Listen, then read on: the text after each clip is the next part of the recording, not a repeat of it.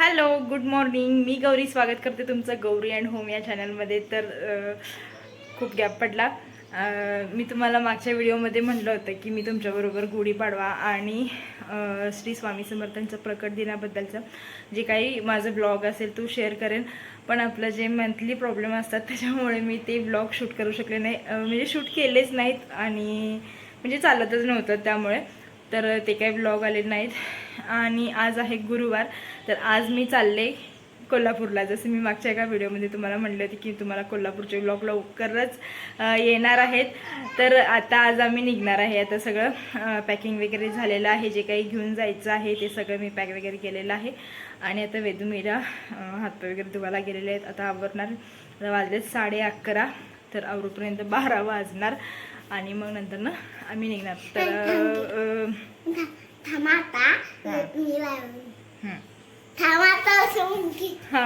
आता मीरा बोलणार आहे. हॅलो, थांबा. वेदू हातपाय धुवायला गेलाय. मम्मा हाय. मी हातपाय धुवून आणि आवरणार जाणार गावाला. जा तोंड पुसून घ्यायचा. आणि तिथं ठेवला ते.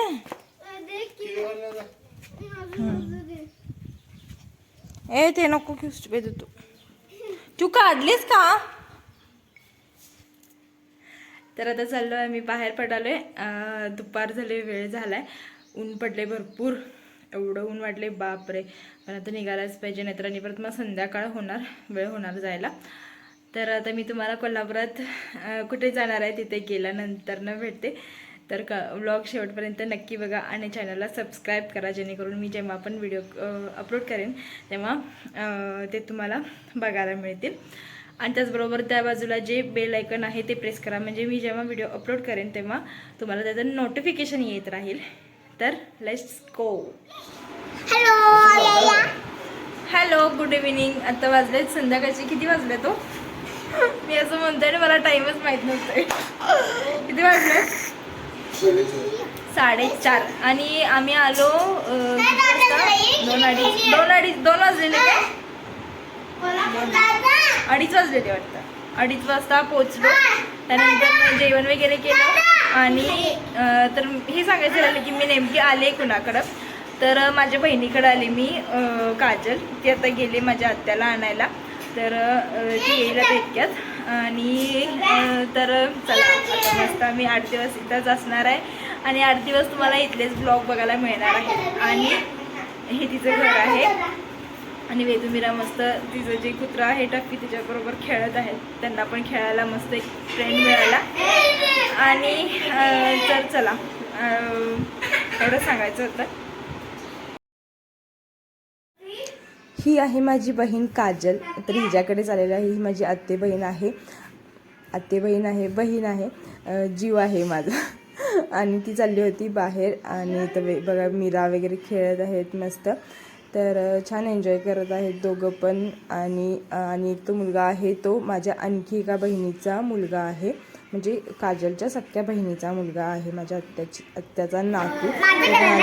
तिथे खेळायला त्यांच्याबरोबर. तर असंच त्यांचा टाईमपास चालू आहे.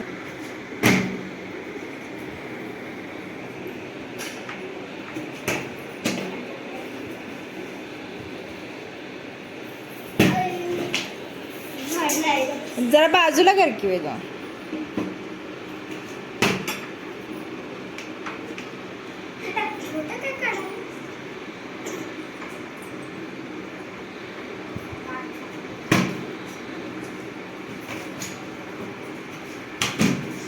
असं खेळतात वे.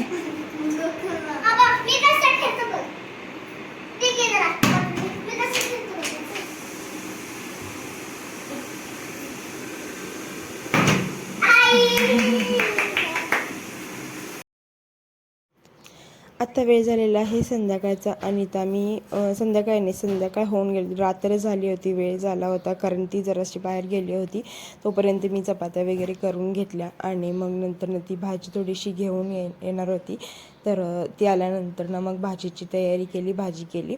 आणि इकडं मी करत आहे कढी मस्त दही होतं थोडंसं, मग म्हटलं थोडीशी कढी करावी. तर इकडे मी कढी करत होती, तिकडं भाजी करत होती आणि चपाती भात वगैरे सगळं झालं होतं, कारण वेळ पण झाला होता आणि सगळ्यांना भूक पण लागली होती. मग म्हटलं पटापट स्वयंपाक करून मग निवांत बसलेलं बरं आणि थोडंसं बाहेर फिरून यायला पण मिळेल. कसं होतं की मी म्हणजे आमच्या घरात रामपूरमध्ये खेडेगाव असल्यामुळं आम्हाला रात्री कुठेही बाहेर पडता येत नाही. जसं सिटीमध्ये आपण असलो की बाहेर पडून आपल्याला मस्त फिरायला मिळतं, तसं आमच्या इथं अजिबात मिळत नाही. त्यामुळे इकडं आल्यानंतर ना बाहेर रात्रीचं थोडं बाहेर फिरायला वगैरे मिळतं, त्यामुळे मस्त वाटतं, निवांत वाटतं.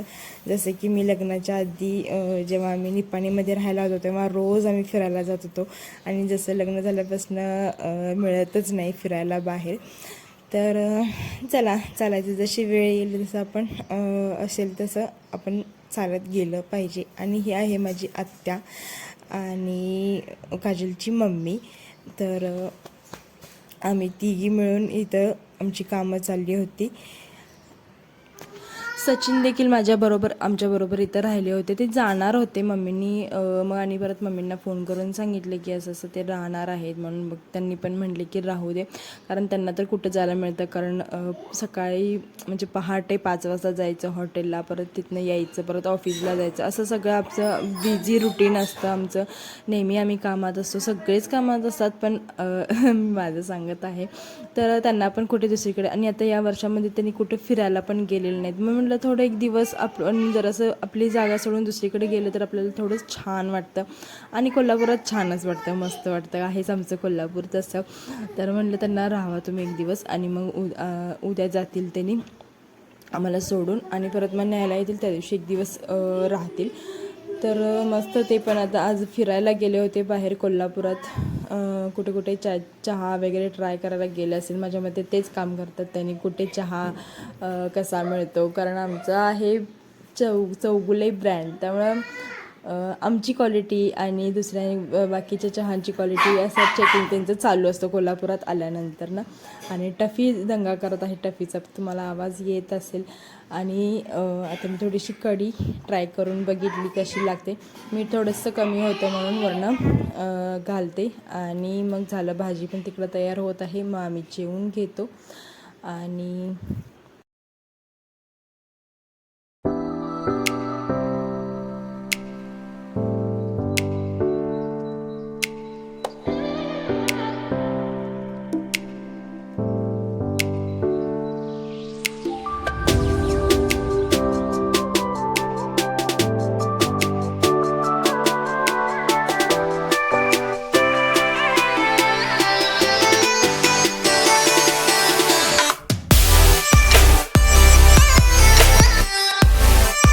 आज मी जास्त शूट केलं नाही, कारण जितकं होईल तेवढं घरातल्या लोकांबरोबर टाईम स्पेंड केला. आणि मग नंतर स्वयंपाक करताना आता थोडा कॅमेरा लावलेला आहे शूटिंगला, कारण आपण नेहमी असतो मोबाईलमध्ये, पण माणसांबरोबर बोलत बसणं किंवा दंगा करणं हे मला जास्त आवडतं. त्यामुळे मी जास्त आज शूट केलं नाही. आज खूप छोटासा व्हिडिओ मी तुमच्याबरोबर शेअर करत आहे.